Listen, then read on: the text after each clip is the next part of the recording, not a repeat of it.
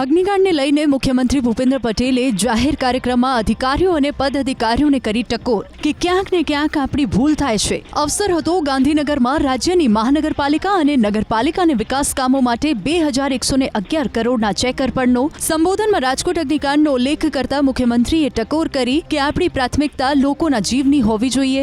અધિકારીઓ હોય કે પદ અધિકારીઓ, કોઈ પક્ષે સમાધાન ન થવું જોઈએ.